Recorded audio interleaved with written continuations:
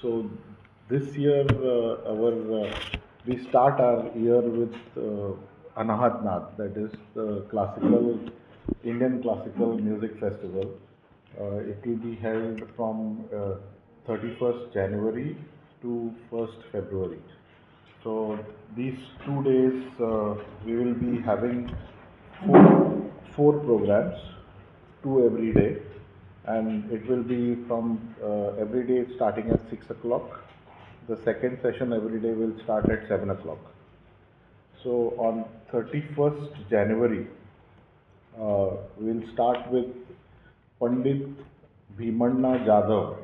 He is a renowned Sundari player. Sundari is a instrument, very rare instrument, and he's going to perform in Goa for the first time. So this is a instrument which is very close to the Shehnai, but it's supposed to be much sweeter than the Shehnai. So he will be performing at 6 o'clock on 31st January, followed by Ustad Farid Hassan Khan. He is from the Delhi Gharana. He is a vocal artist. Second day, the first program will be by our own Prachala Amunkar. We all know she is a music teacher in Kala Academy and a renowned vocal artist of Goa. And the last program that will be of, again, it's the first time in Goa, it's a sitar trio. First time three sitarists are going to be playing on the same stage, and they are going to be brothers, Ustad Chote Rahmat Khan, Ustad Rafiq Khan, and Ustad Shafiq Khan. So this is going to be the last program. It's again the first time in Goa. So all are welcome, and it is free for everybody. There are no tickets. As always, Government Vidyaketan, all programs are free for all the people. Bhimanna Jadhav हे जे आहेत ते साताऱ्याचे आणि त्यांच्या पूर्वजांनी 1887 मध्ये सुंदरीचा शोध लावला. म्हणजे गंमत म्हणजे साधी दोरा गुंडाळ्याची पुठ्ठीची नळी घेऊन त्याला 8 भोकं पाडली आणि त्याला जिव्हा बसवला, ज्याला रीड म्हणतो आपण, आणि ती वाजवली. कारण त्या काळात शहनाई इथे या भागात कमी मिळायच्या त्यांच्यामध्ये आणि तिथल्या महाराजांना ती हवी होती. ती वाजल्यानंतर तिथल्या महाराजांनी त्याचं नाव सुंदरी ठेवलं. मग त्याचे आजोबा आणि वडील यांनी ती शास्त्रीय संगीतासाठी वाजवली प्रथम. हे रागदारी त्याच्यावर सुरू केली त्यांनी संपूर्णपणे, आणि मग भीमण्णांनी ती समुद्रापार नेली, देशाविदेशात कार्यक्रम करून त्याला प्रसिद्धी मिळवून दिली. असे भीमण्णा जाधव प्रथमच वाजवत आहेत आणि ते नवीन वाद्य आपल्याला ऐकायला मिळणार आहे आणि त्याचा आस्वाद घेता येईल. प्रथमच वाजते खुल्या पद्धतीने इथे गोव्यामध्ये.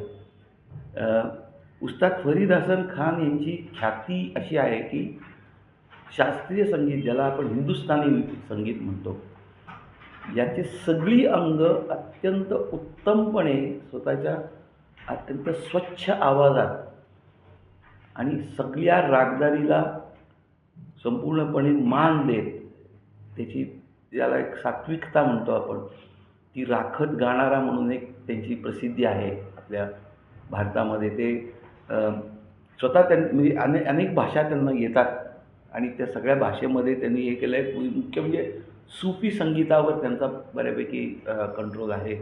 ते छान गाऊ शकतात ते. आणि अमीर खुसरो यांचे ते अनुयायी आहेत, ज्यांनी हिंदुस्थानी संगीताचा पाया रचला असं म्हटलं जातं.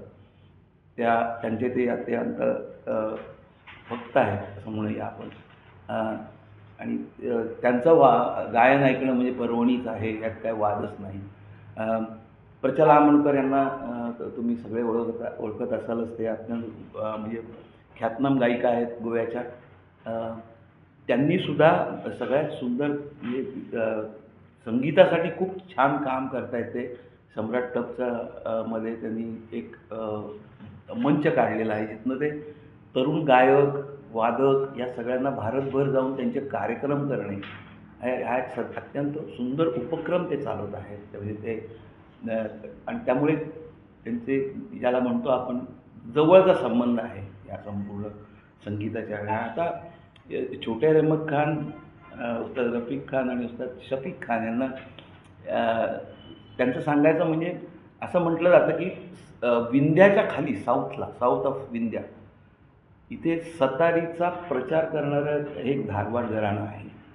आणि हेच खरं तर 7 भाऊ, ॲक्च्युली ते 9 आहेत, पण 7 त्यातले सतार वाजवायचे. पण ते त्यांच्या त्या घराण्याचा एक कार्यक्रम असायचा, त्यात ते सतत वाजवायचे. त्यांचे वडील आणि आजोबा यांनी इथली संपूर्ण तालीम केली सिताराची आणि फार सुंदर पद्धतीने ते कार्यक्रम करायचे ते. आणि या तिघांचं सगळ्यात छान म्हणजे गायकी अंग आणि तांत्रिक अंग दोन्ही सांभाळत सतार वादनाचा जो एक प्रकार आहे तो हे घराणंच संपूर्ण त्यामध्ये माहीर आहे असं म्हणतो आपण. आणि हे तिघं प्रथमच एकत्र वाजवत आहे, तर तो पण एक सगळ्यात महत्त्वाचा मुद्दा आहे ह्या पर्टिक्युलर प्रोग्रॅमचा. यांना आता साथ द्यायला आम्ही तबल्याला ऋषिकेश फडके, त्याच्यानंतर प्रसाद माडीवालर आणि रुद्राक्ष वझे आणि मयंक बेडेकर हे अतिशय प्रतिथयश असे तबला वादक येत आहेत. आणि संवादिनीवर दत्तराज म्हाळशी आहेत आणि सारंग कुलकर्णी हे दोघंजणं संवादिनीवर त्यांना साथ देणार आहेत.